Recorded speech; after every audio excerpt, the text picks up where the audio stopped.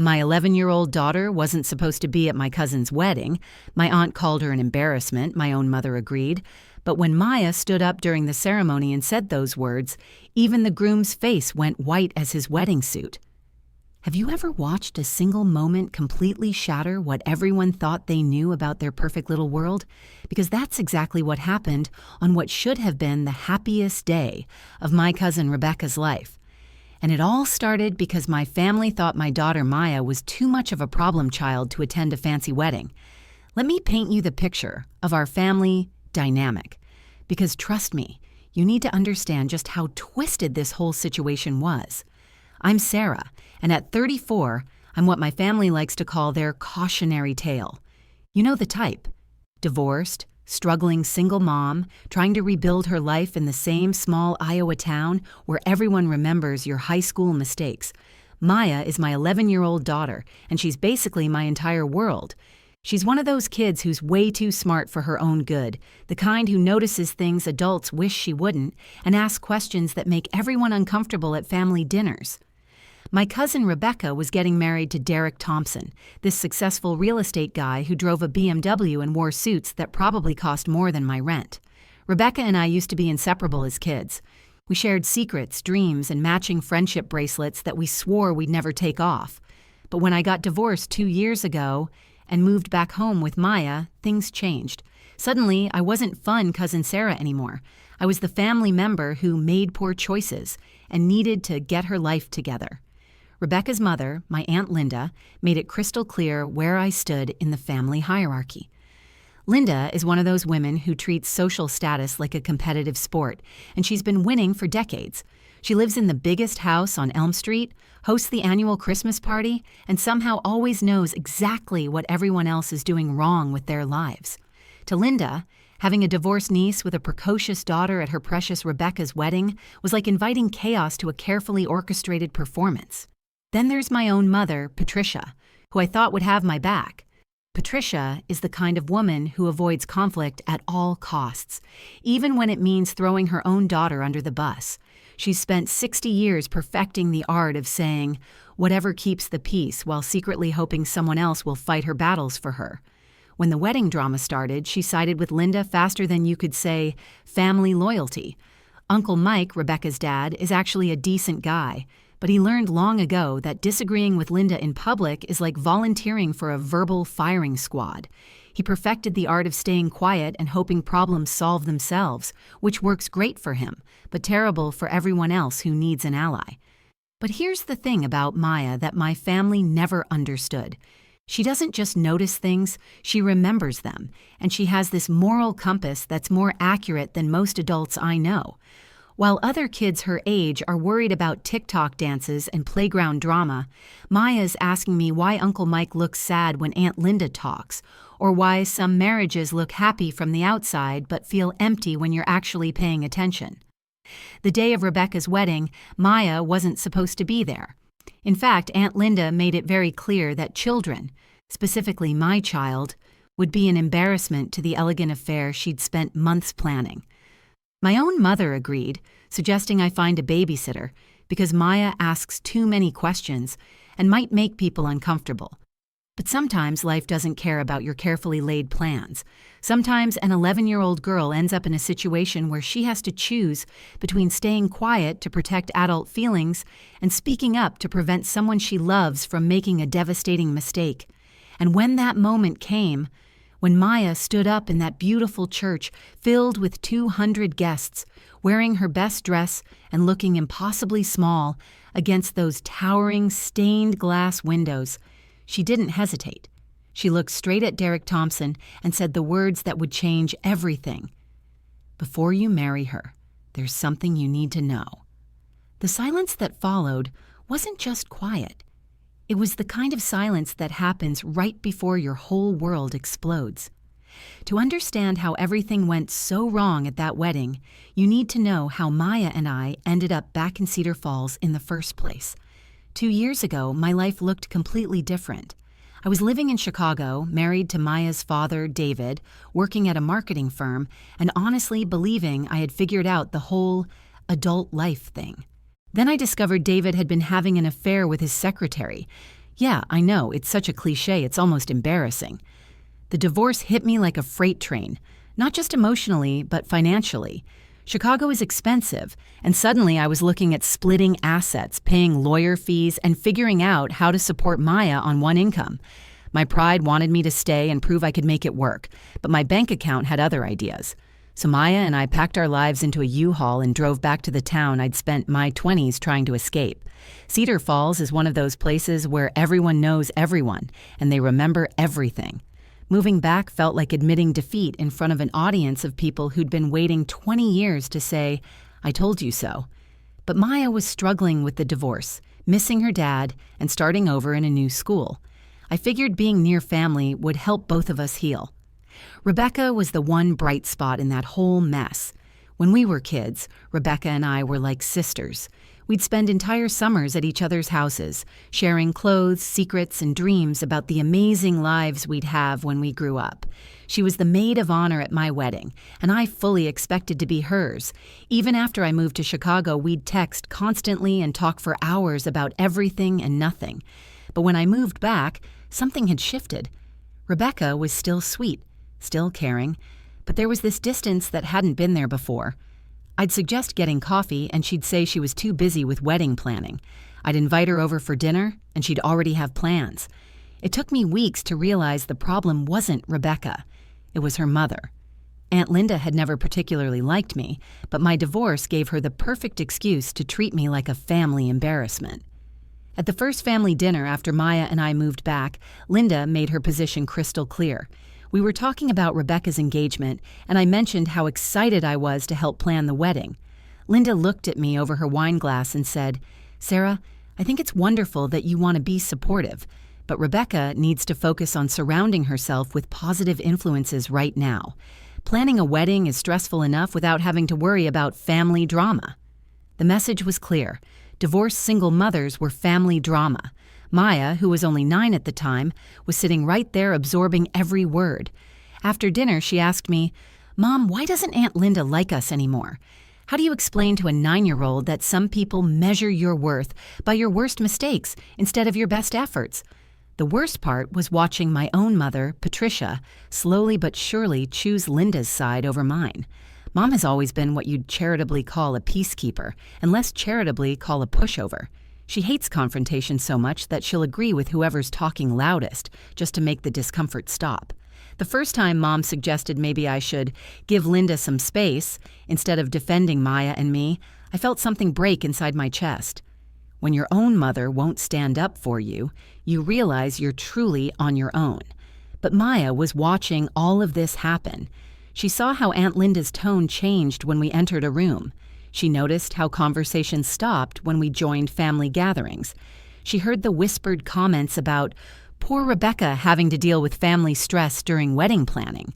Most kids would internalize that rejection, maybe start acting out or withdrawing. But Maya did something different. She started paying closer attention to everything. She'd sit quietly in corners during family events, watching and listening with those big brown eyes that missed nothing. "Mom," she told me one night after a particularly uncomfortable family dinner, "something's not right about Derek." I was folding laundry, half listening, assuming she meant he was boring or too serious. "What do you mean, sweetheart?" "He looks at Rebecca like Daddy used to look at you right before you got divorced, like he's pretending to be happy but really wishes he was somewhere else." That comment stopped me cold, but I brushed it off. Maya was processing her own trauma about her parents' divorce. Of course she'd see problems in other relationships. The wedding invitation arrived on a Tuesday, and I knew immediately something was wrong. It was addressed to Sarah Mitchell, not Sarah Mitchell and Guest or the Mitchell family, like every other family invitation I'd ever received. Just my name, in Linda's perfect calligraphy, like Maya didn't even exist. I stared at that cream-colored envelope for 20 minutes, my stomach twisting into knots. Maya was at school, and I was sitting at my kitchen table surrounded by freelance design projects, trying to pretend this didn't hurt as much as it did. But it did hurt. It hurt because I knew exactly what that single name meant. When I finally worked up the courage to call Rebecca about bringing Maya, Linda answered instead. I should have known she'd be screening Rebecca's calls during wedding planning. "Sarah, "How lovely to hear from you," Linda said in that fake sweet voice she uses when she's about to deliver bad news. "I assume you're calling about the invitation." "I was hoping to bring Maya," I said, trying to sound casual. "She's been so excited about seeing Rebecca get married." The silence stretched so long I thought the call had dropped. Then Linda sighed, like I'd just asked her to solve world hunger. "Sarah, this is an elegant affair. Rebecca's marrying into the Thompson family. They're very traditional, very successful. We simply can't have any disruptions." "Maya's not disruptive, Linda. She's 11 years old and well-behaved." "Is she?" Linda's voice turned sharp.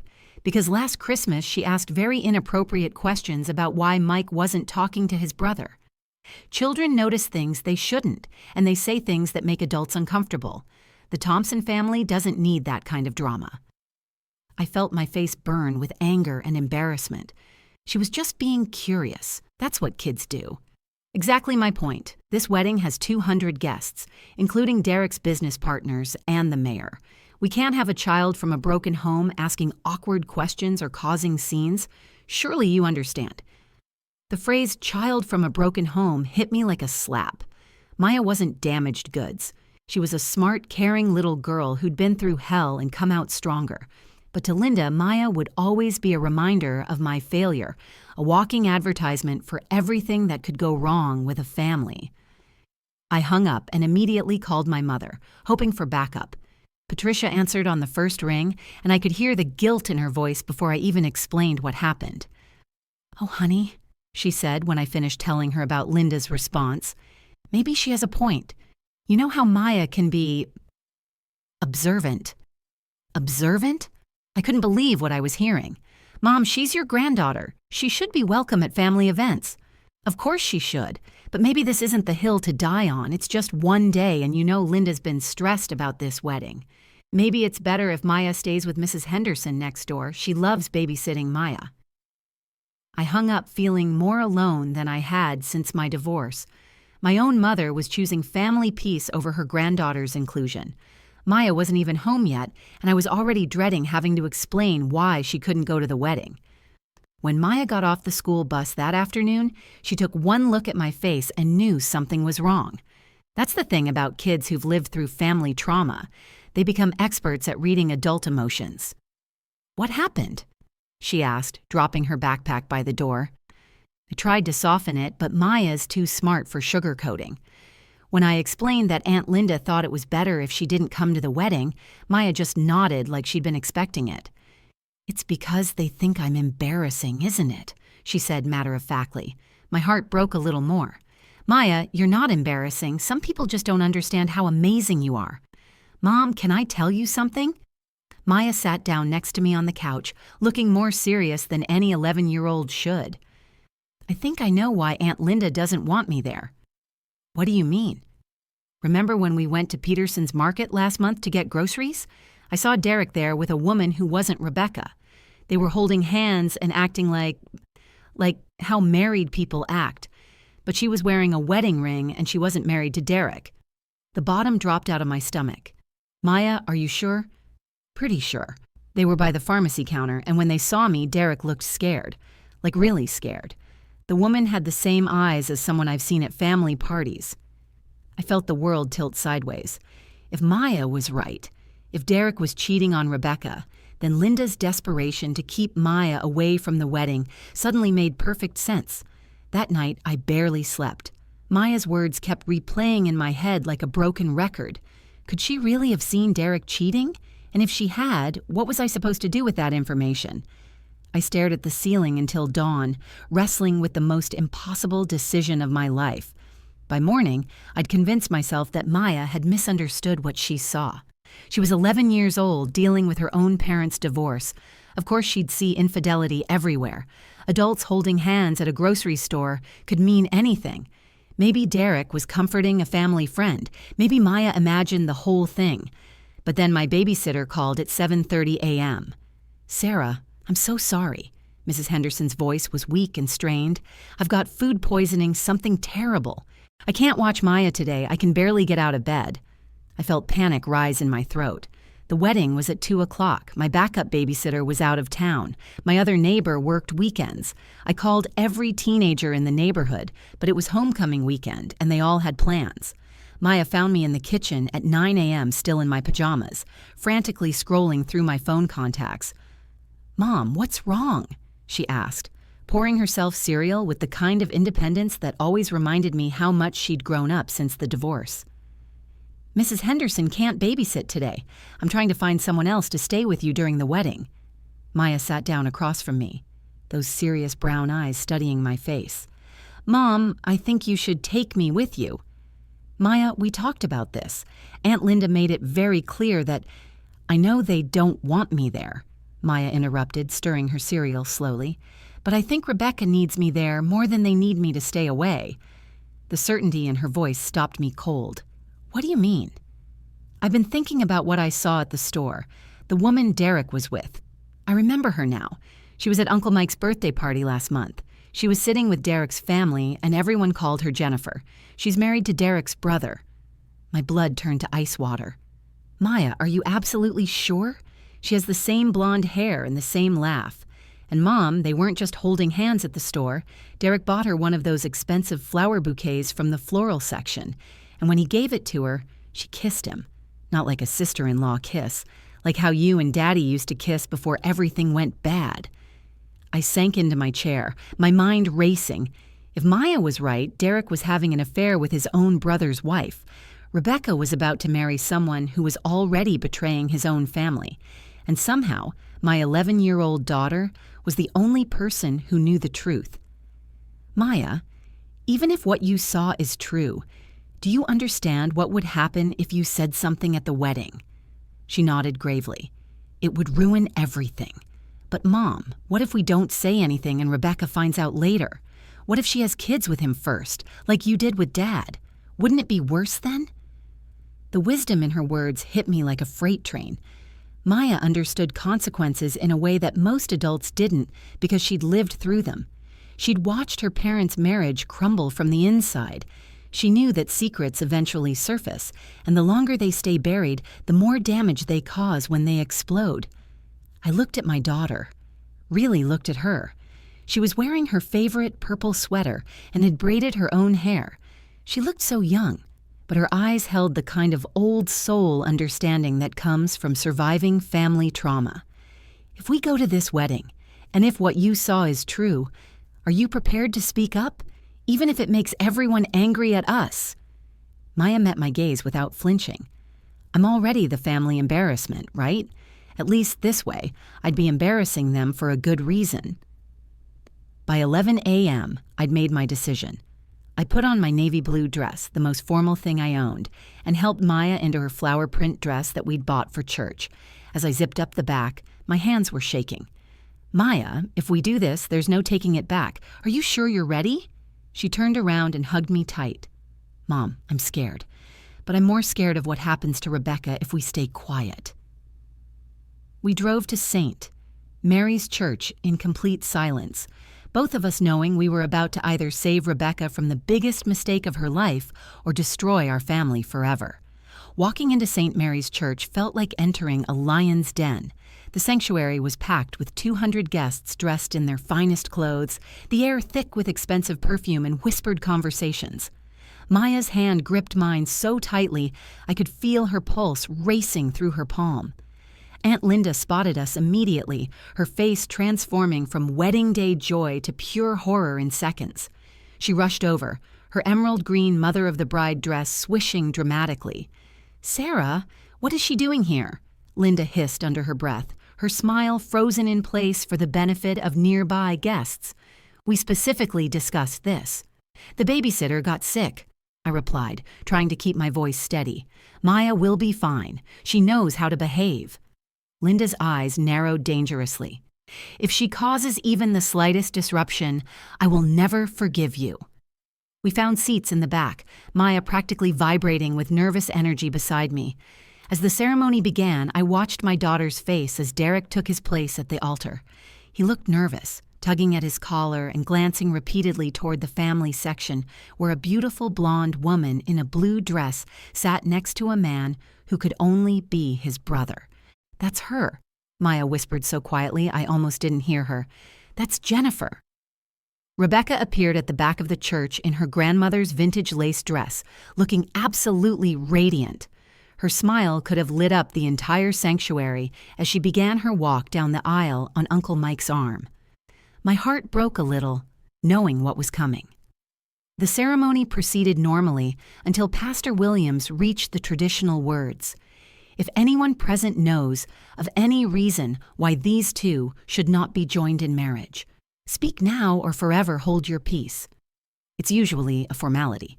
Nobody ever actually speaks up. The silence stretched for what felt like an eternity, and I thought maybe Maya had changed her mind. Maybe we'd just let sleeping dogs lie. Then Maya stood up. The sound of her movement seemed impossibly loud in the hushed sanctuary. 200 heads turned in our direction, and I felt my face burn with embarrassment and terror. "Before you marry him," Maya said, her 11-year-old voice carrying clearly through the church, "there's something you need to know about Derek." The collective gasp from the congregation was audible. Aunt Linda looked like she might faint. My mother covered her eyes with her hands, but Rebecca, bless her heart, didn't look angry or embarrassed. She looked concerned, like she could hear the genuine worry in Maya's voice. "Maya, sweetheart," Pastor Williams said gently, "perhaps this could wait until after—" "No," Maya interrupted, her voice stronger now. "Derek, I saw you at Peterson's Market 3 weeks ago. You were with a woman who wasn't Rebecca, and you were holding hands and kissing her by the pharmacy counter." Derek's face went completely white. His hands started shaking so violently that his best man stepped closer, probably thinking he was about to collapse. "Maya," Derek's voice cracked, "you don't understand what you saw." "I think I do," Maya replied with heartbreaking certainty. "The woman you were with is sitting right over there in the blue dress. Her name is Jennifer, and she's married to your brother." The silence that followed was deafening. Then Jennifer shot to her feet like she'd been electrocuted, her face flushing red. "Tom," she whispered to the man beside her, but her voice carried in the absolute stillness of the church. "What is she talking about, Jen?" Tom's confused voice broke the spell, and suddenly everyone was talking at once. Derek completely crumbled. "Rebecca, I can explain. It's not what you think. I mean, it is, but it's complicated." "You're having an affair with my sister-in-law?" Rebecca's voice was barely a whisper, but somehow everyone heard it. "We didn't mean for it to happen," Jennifer burst out, tears streaming down her face. "We tried to stop, but we fell in love. We were going to tell everyone after the wedding." Tom stood up slowly, his face a mask of betrayal and rage. "You were going to tell us what exactly? That my wife and my brother have been lying to my face for months?" The church erupted into chaos. Tom lunged toward Derek, held back by 3 groomsmen. Jennifer sobbed uncontrollably. Wedding guests were on their feet, craning their necks to see the drama unfold. But through it all, Rebecca stood perfectly still at the altar, her bouquet trembling in her hands, staring at Derek like she'd never seen him before. "Is it true?" she asked quietly, and somehow her voice cut through all the noise. Derek's shoulders sagged in defeat. "Yes." Rebecca looked down at her engagement ring, then back up at Derek. Then she did something that surprised everyone in that church. She started laughing. Rebecca's laughter wasn't joyful. It was the kind of laugh that comes when you realize you've been living in a complete fantasy. She laughed until tears streamed down her face, smearing her carefully applied makeup, and then she wiped her eyes with the back of her hand and looked directly at Maya. "Thank you," she said, her voice carrying across the silent church. "Thank you for being the only honest person in this entire room." Then she turned to Derek, who was still standing at the altar looking like he wanted to disappear into the floor. "You know what the crazy part is?" Rebecca said, pulling off her engagement ring and setting it on the altar. "I knew something was wrong. I felt it for months, but everyone kept telling me I was just having pre-wedding jitters. Even my own mother said I was overthinking things." Aunt Linda's face went purple. "Rebecca, this is not the time or place for—" "When is the time, Mom?" Rebecca spun around to face her mother. When would have been the appropriate time to mention that my fiancé was sleeping with his brother's wife? After we had kids? After I wasted 10 years of my life? I watched this unfold with a mixture of pride and terror. Maya had done the right thing, but the fallout was going to be nuclear. Derek and Jennifer had already fled the church together, followed by a furious Tom and several members of the wedding party. Half the guests were filing out in confused whispers, while the other half stayed to watch the family drama like it was premium cable television. Rebecca walked down the aisle toward Maya and me, her wedding dress trailing behind her. When she reached our pew, she knelt down to Maya's eye level. "How did you know?" Rebecca asked gently. "I saw them at the grocery store," Maya explained. "They were acting like people who love each other but not like family, and when Derek saw me, he looked scared. Really scared. Like when I caught Dad on the phone with his girlfriend." Rebecca nodded like this made perfect sense. "You've seen this before, haven't you?" "My parents got divorced because Dad was in love with someone else," Maya said matter-of-factly. "Mom didn't know for a long time, and it made everything worse when she found out. I didn't want that to happen to you." I watched Rebecca process this, seeing the moment she understood that my 11-year-old daughter had just saved her from repeating my mistakes. "Maya," Rebecca said, standing up and taking her hand, "would you like to be my maid of honor at my real wedding someday, when I marry someone who actually loves just me?" Maya grinned for the first time all day. "Can I wear a pretty dress? The prettiest dress we can find." Aunt Linda finally found her voice. "Rebecca, you cannot be serious. This child just ruined your wedding. She embarrassed our entire family in front of 200 people. Rebecca stood up slowly, still holding Maya's hand. "Mom, Maya didn't ruin my wedding. Derek did that when he decided to sleep with his sister-in-law. Maya saved me from making the biggest mistake of my life. But the Thompson family, the business connections, what will people think?" "I think," Rebecca said firmly, "that I'd rather be alone and honest than married and living a lie." My mother finally approached us, tears in her eyes. "Sarah, I owe you an apology. Both of you. I was so worried about keeping peace that I forgot about doing what's right." Over the following weeks, the family dynamics completely shifted. Rebecca moved back in with her parents temporarily, but made it clear she was done trying to be perfect for people who cared more about appearances than her happiness.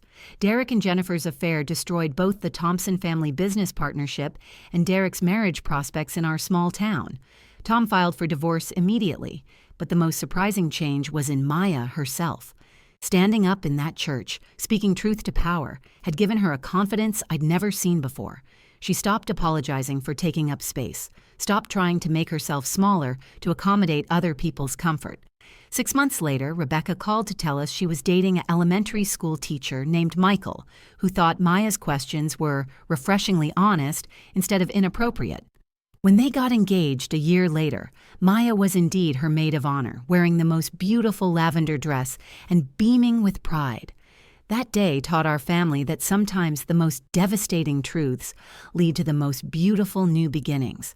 Maya wasn't supposed to be at that wedding, but she was exactly where she needed to be, not to cause chaos, but to prevent a lifetime of it. Sometimes the smallest voices carry the most important messages, and sometimes protecting someone from a painful truth is far less loving than giving them the power to make their own informed choices. Looking back, I realized that Maya taught me something that day that I'll never forget. Courage isn't about being fearless. It's about doing what's right even when your hands are shaking. What do you think? Was Maya right to speak up, or should she have stayed quiet? Let me know in the comments below. And if this story touched your heart, please give it a like and share it with someone who might need to hear it. Don't forget to subscribe for more real-life stories that remind us that sometimes the most unexpected heroes come in the smallest packages. Thanks for listening, and I'll see you in the next one.